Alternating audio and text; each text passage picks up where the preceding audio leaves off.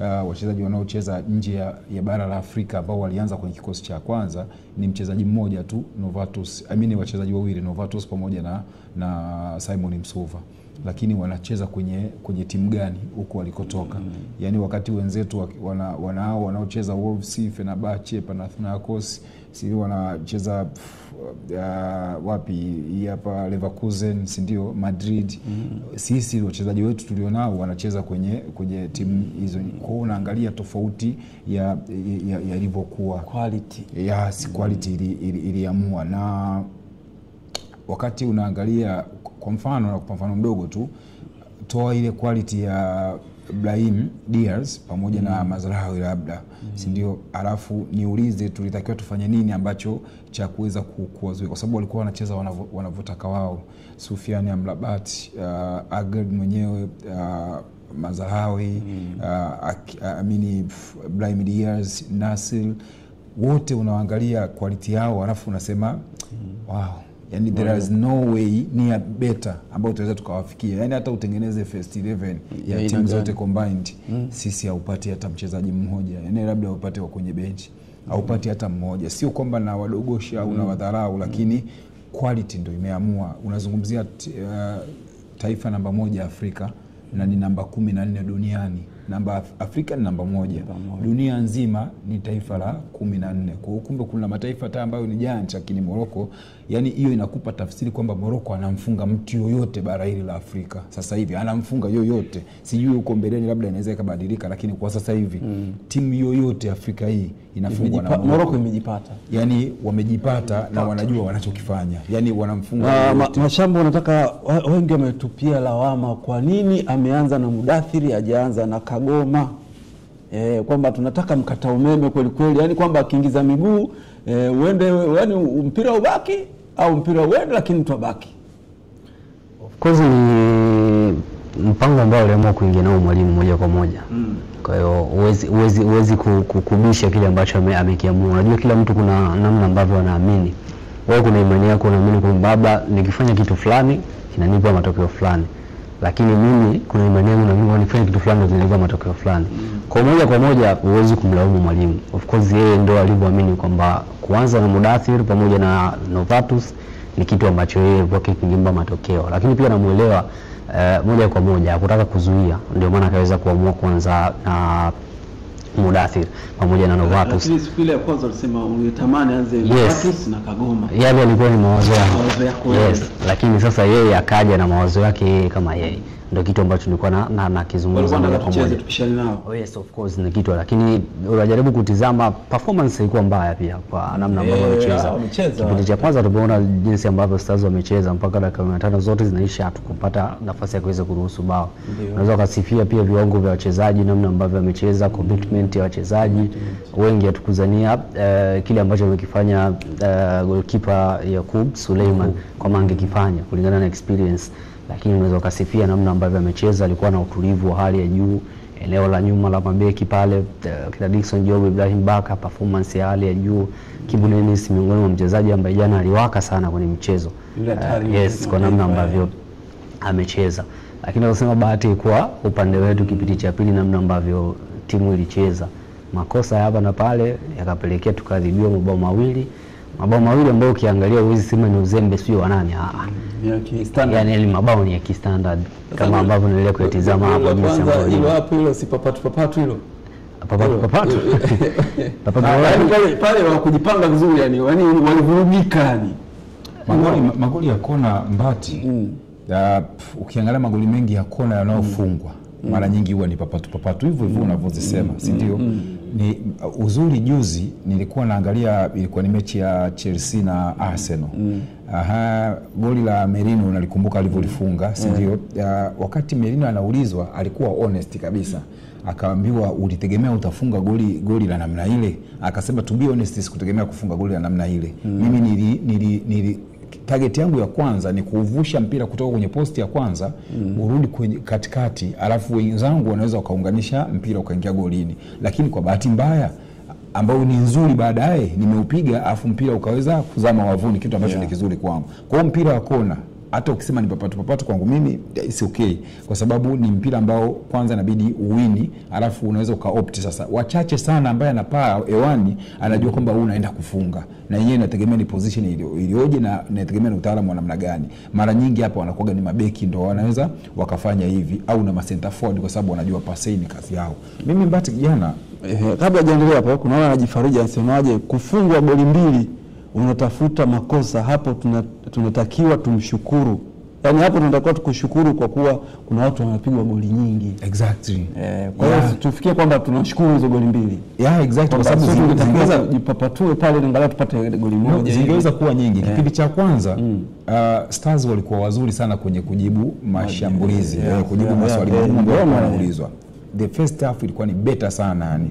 Lakini sio kwamba tulikuwa beta kwamba tulikuwa tunashambuliana kwa zama. Muda mwingi walikuwa wako golini kwetu, wanatushambulia sana wao. Achilia mbali ile ya Faisal, kuna moja alipiga ile kaenda nje, hiyo unaweza kanani, lakini mara nyingi walikuwa wanatushambulia, lakini Stars walikuwa ni wazuri sana kwenye kujibu mashambulizi. Sasa ukicheza na timu ambayo imekuzidi almost kila kitu, wana mpango wao ambao wanaweza hata wakacheza kwa kuchosha zaidi. Nikiongea hivi mtu anaweza akawa nielewi, lakini rudi kwenye mfano hivi vilabu vyetu vya Simba na Yanga vikicheza against au wakina Dodoma Jiji, wakina Tabora, wakina Nandi, kipindi cha kwanza unaweza kukuta ile timu imekaza, lakini kipindi cha pili wanakuja na twist kidogo tu, alafu wanafungwa. Maana yake nini? Maana yake quality tunatofautiana, yani kwenye fiziki hatutegemei kama utaenda bato na bato, mimi utaenda bato tu bato kwa dakika zote 90, si ndio? Ukiachilia mbali dakika kuanzia dakika 75, pale ndo niliona Stars kama walimiliki mpira wakawa wanacheza kwamba yani si over, tumeshafungwa sasa tucheze mpira. Lakini dakika 45 za kwanza Stars walikuwa ni bora sana kwenye kujibu kila aina ya swali ambalo walikuwa wanaulizwa. Kwa hiyo hilo ilipunguza hata idadi ya magoli. Angalia vitu ambavyo vile kuviona ambavyo umetuzidi wenzetu kwenye zile aerial balls zile ambazo zilikuwa zinachezwa. Morocco walikuwa ni wazuri sana kwenye account ile aerial balls zile. Walijibu kwa haraka sana. Yaani walikuwa wanashinda mipambano yao, mpira ya juu walikuwa wanashinda sana. Kitu ambacho ni kizuri sana mpira pite chini tu. Kwa sababu tushajua jamani warefu tukipiga juu wanaichukua kirahisi. Tunataka tupite chini tu. Mpira kimecha yani pass kwa pasi kama nyoka unatembea tu hivi cha. Au kizidi sana kimechambuzi mpira. Tulifanya hivyo. Kama uli observe tulifanya hivyo, na Morocco bado walikati zile njia zote. Wanao watu wa kuweza kulala. Unajua wenyewe mara nyingi walikuwa wanautanua uwanja, na wakiutanua uwanja maana yake wanakusababisha wewe ufanye kazi kubwa, yani ufanye mara mbili ya kazi ambayo unatakiwa ufanye. Wings back wao walikuwa ni very better sana. Mabeki wao wa pembeni wote walikuwa ni far better. Maana yake wakiutanua uwanja wanasababisha sisi na sisi tunatanua pembeni, kwa hiyo uwanja unakuwa yani wanapunguza ufanisi wetu ndani ya pitch. Lakini bado kwenye mipira ya juu, hata ambapo Stars walijaribu kupiga mpira ya juu, bado hawakuwa na ufanisi, kwa sababu wao ndio walikuwa wa kwanza kuini mpira ya juu. Wana watu ambao ni warefu kwenye vimo. Mchezaji mfupi kule kwenye timu ukilinganisha na wachezaji wetu sijui hata ni nani. Angalia Nasri kimo chake, alafu muangalie na Dickson Job ambaye alikuwa anamkaba muda wote, ilikuwaje? Muangalie yule Zahawi yule alikuwa anacheza beki winga ya pembeni, yule alicheza na Barcelona, sasa hivi yuko Real Betis kama sikosei, anapocheza kimo chake. Muangalie Mazalawi kimo chake kilivyo, si ndio? Kidogo labda Brahim Diaz, na yeye ufupi wake bado kuna wachezaji wengi wa Stars ambao walikuwa wanawazidi. Kwa hiyo mpira ya juu walituini kwa kiwango kikubwa, na Stars mimi ninachoshukuru jana wamejituma kwa kiwango kikubwa. Yaani hamna mtu ambaye anaweza akampoint kwa kidole kwamba huyu akujituma uwanjani. Walijituma kwa kiwango chao na walijitoa kwa kiwango chao kikubwa kusababisha timu at least hata kupata kile tulichokiona. Ukibase kuna magoli. Nathan Mashamba, nataka nifahamu kwamba ukiangalia safu ya ushambuliaji Clement Mzinze, Kila Msuva, ukimwangalia nani Feitoto, namna jinsi walivyocheza pale mbele, kosa zile mipira walikuwa wanaipata kutumia kuconvert ule goli, watakuwa wafanyeje? Kwa sababu kuna nafasi umezipata pia, lakini ungezipata wenzetu ingekuwa goli. Ni umakini au ni namna kupiga ule mpira. Unajua wanafundishwa kabisa ukipiga mpira ukienda sehemu fulani inakuwa direct, kipa alivyokaa inakuwa ni goli. Yaani kwa ule sharpness. Kwani sisi kabla hatajajibu, kwani sisi na Tanzania na Morocco nani alitengeneza nafasi nyingi jana? Wao wametengeneza, sisi wametengeneza nyingi ni wakina nani? Morocco, si ndio? Ndio, manake kwenye ratio kama wangekuwa wanazitumia hata hizo nafasi walizozitengeneza, walitakiwa wawe na hicho zaidi ya hicho walichokipata. Yani ni tafsiri ndogo ile. Sasa kwetu kuna kitu ambacho unapaswa kufahamu. Unajua kufunga ni sanaa ya mtu. Ni art. Yani yuko kwa mtu. Yani huwezi kaa wewe mwalimu ukakaa ukamfundisha mwana mfundisha mzizi kufunga tu magoli. Unaweza kumfundisha na asifunge kama hana hiyo art ama hiyo sanaa yake ya ufungaji.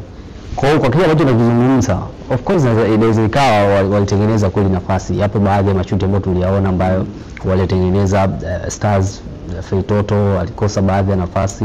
Hivyo pia kwa Mzize naye na Kibu Dennis kuna baadhi ya nafasi ambazo alizipata, lakini bado bahati iko upande wake kutokana labda na aina nafasi ambazo amezipata. Kile ambacho tunazungumza kwamba kufunga inakuwa ni nini? Ni arts. Kwa hiyo huwezi kusema moja kwa moja labda mwalimu alipaswa mwambie kwamba akae hivi na hivi na hivi. Ile inatokea tu arts ambayo mtu anayo ama sanaa ambayo mtu anayo ya kufunga kama jinsi ambavyo ulivyo na sanaa yako ya kutangaza hivyo na kufunga nako kuko hivyo. Basi tupitie ujumbe mfupi kutoka kwa mtazamaji mwingine. Anasema anaitwa Solo kutoka Chipunda Masasi Mtwara. Tusikate tamaa, nafasi ipo kwa mihula mingine. Ni ujumbe wake huo anaotumia Solo. Mwingine anasema kwani Kagoma ndo angezuia magoli? Huo ni usimba na uyanga.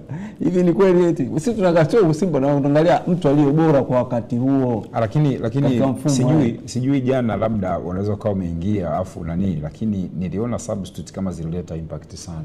Yes. Baada ya kuingia Kagoma akaingia Mudathiri, akaingia Pasco na Chazi Mumba. Pale wote walionyesha kwamba nje walikuwa na matamanio ya timu ipate chochote kitu. Yes, wanawezekana hawakupindua matokeo yaliyokuwepo, lakini unaangalia unaona kwamba yes, yani imetoka quality inaingia quality nyingine kwa level yetu, kwamba unaona at least Pasco Msindo impress sana yani alipoingia almost kama kila kitu kilibadilika. Yani hata yule Mazrawi alikuwa apandi tena kusema kwamba anaweza akapita kule, unamuona alivyokuwa na kiu ya kupanda na kurudi. Na hapo sasa Feitoto ni kama akawa anazunguka zaidi kwenye shilingi 6 pale, anarudi tena kwa ajili ya kumsaidia Kagoma, na Mirosha akawa yuko at least yuko very very free. Na unaona kama walikuwa wana ile kujuana Msindo na Pasco, Msindo na Feitoto, unaona kabisa wanajua ni kitu ukipiga huo unapata pale anaupata face ndani. Yani hiyo ni maturity ya wao wanachezaji wakiwa kwenye vilabu vyao. Yani unaona kabisa wamejuana. Sasa kitu ambacho wakati naangalia ile mechi nikawa naangalia Feitoto afu naangalia na yule Msindo wanavyoelewana na wanavyocheza, nikawa natamani sana hao wapate intensity ya mechi nyingi za kimataifa, si ndio? Yani ikawa napenda Fei anapata nyingi tu za kimataifa ila Msindo akiwa na Stars. Lakini sasa ili apate nyingi, manake kwa sababu kwenye Stars wanacheza mechi ngapi kwa mwaka?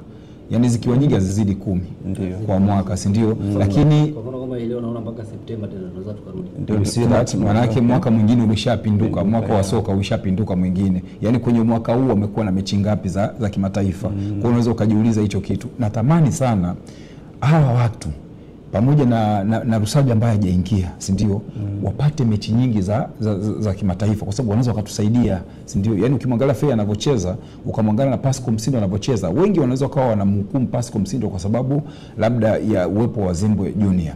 Lakini are we really testing that test? Yani tumeitest ile test yake kuona kwamba ana kitu gani cha ndani yake. Sasa ile uwezo kalilaumu kwa sababu Msindo ajipeleke kimataifa, maana yake timu aliyopo inaweza kawa inamwangusha kwa kiasi kikubwa. Natamani sana sasa inamwangusha vipi? Ndio wakazi sio wanapata nafasi.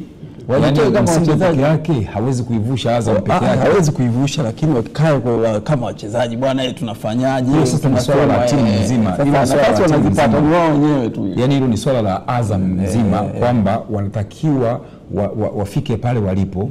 Alafu mimi naamini Azam ikiwa na michuano ya kimataifa ikafika mbali, manake Msindo anapata ule uzoefu. Yani aache, yani atoke kwenye kukutana kila siku na wakina Makambo, wakina Yakuba